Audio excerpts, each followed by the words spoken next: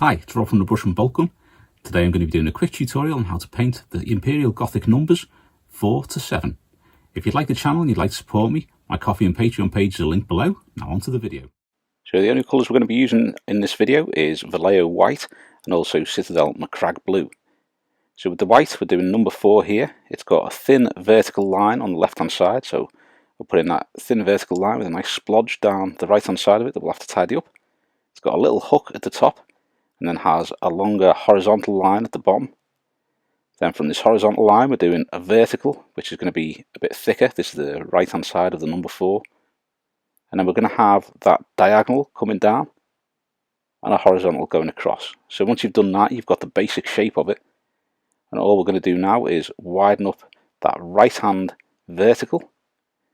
And then we'll start tidying up using a little bit of Macragge Blue to get that the exact shape that we want it to. Now, as always, the longer time that you spend doing these and the more you practice them, the tidier and neater you can get them. But for this video, it's just showing you the basic technique of how I approach them, starting with the verticals and the horizontals and just getting them together so you can work out where the rest of the number is going to go. So now I'm going to use a little bit of Macragge Blue for this. I won't be showing these two colours for the rest of the video because they are the same colours throughout. So all we're going to be doing is going along the little horizontal line at the bottom and the vertical line on the right hand side.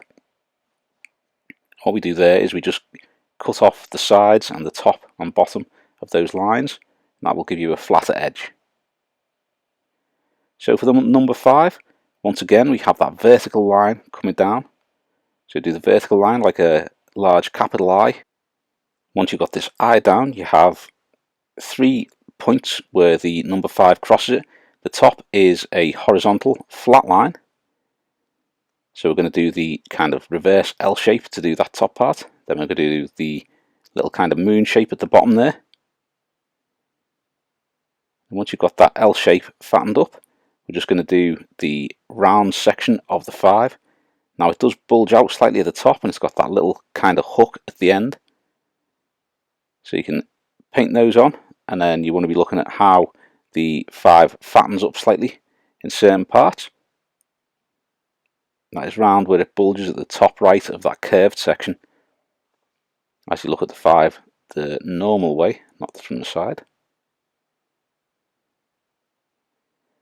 Now what we'll do is we'll tidy up that white, and then we shall go on to a little bit of Macragge Blue just to tidy that up once more. And again we're going to do horizontal brush strokes at the top and the bottom horizontal lines, those little thin ones on that vertical eye, and that is just to give them the flat edges. We're also going to tidy up the verticals and around the inside and outer edges of the 5 just to smooth those over. Now quite often when I'm smoothing over I will go over the edge or the other colour a little bit, so you can always just touch that up and keep going back and forth between the white and the blue to get them sorted.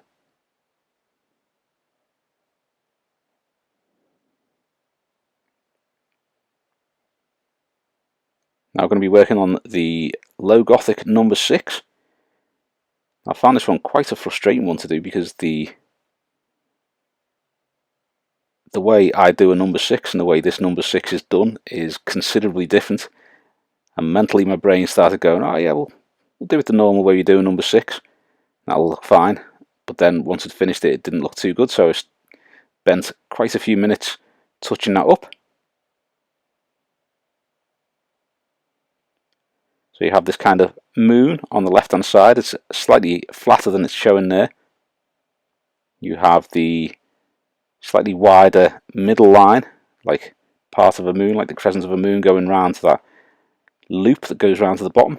And then you have another little kind of moon at the top there that goes to a little thin point. And if you're looking at this, it's not too hot a looking number 6 at the moment. That's because it doesn't have quite that slightly flattish edge down the left hand side, and these little gaps on the left hand side of the vertical white stripe are very thin at this point. Now what you'll notice is when I'm widening and thinning down some of those horizontal gaps or horizontal cross points where the white goes over the vertical line, what I'll do is I'll use a bit of the blue and I'll go completely across that vertical line. And all that does is it means that the line on either side of the vertical will meet up and be in the right place. Because if you touch up one side and then you touch up the other side, chances are you're going to end up with a little kink in that line. Like one part will be slightly higher or one part will be slightly lower. So it is worth going right the way across and then just touching up that vertical.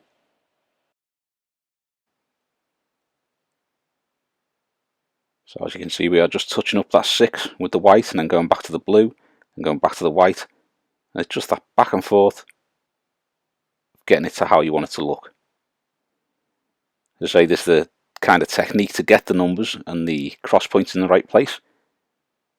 But it is just practice and time that gets them into that perfect shape.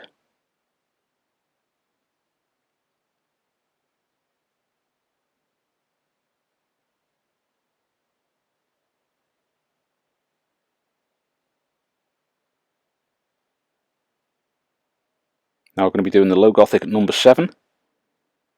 As Nathaniel said the other week, it's a strange one because it's the only number that doesn't have that vertical line going through it. What it does have is a small horizontal line at the bottom and a large horizontal line starting at the same place on the left hand side and stretching out to the right.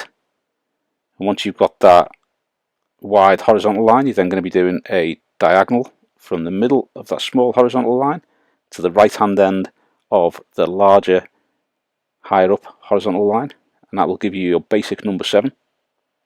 Now you have that little kind of fang at the end of the number 7 where it pokes out to the left. You have that little tiny drop down piece at the end of it. You also have the horizontal line in the middle too. So I'm going to paint on that horizontal line, slightly above the middle to be fair, and then paint a little vertical line on either end. So this is the finished numbers.